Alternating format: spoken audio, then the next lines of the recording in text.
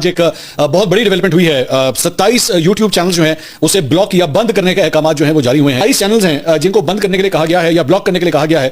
اس میں ایک ایک کر کے میں نام آپ کے سامنے رکھ دیتا ہوں. اس میں جناب حیدر مہدی صاحب کا ہے کہ جی اسے جو ہے وہ اس کے اگینسٹ کارروائی کی جائے. صدیق جان کے حوالے سے ہے سبی کاظمی، اوریا مقبول جان، آرزو کاظمی، رانا عزیر سپیکس، ساجد گوندل، حبیب اکرم، متی اللہ جان، اسد علی طور، عمران ریاض خان، نیا پاکستان، صابر شاکر، عمران خان. یہ عمران خان صاحب کا اپنا، عمران خان جو سابق وزیر اعظم ہیں ان کا یوٹیوب چینل اسے بھی بند کرنے کے لیے جو ہے وہ کہا گیا ہے.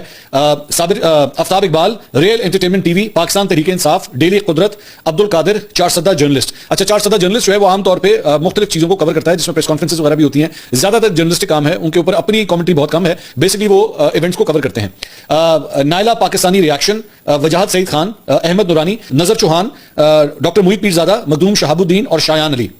تو یہ 27 مختلف چینلز بنتے ہیں جن کے حوالے سے جو ہے وہ ان کی طرف سے کہا گیا کہ جناب نیشنل سائبر کرائم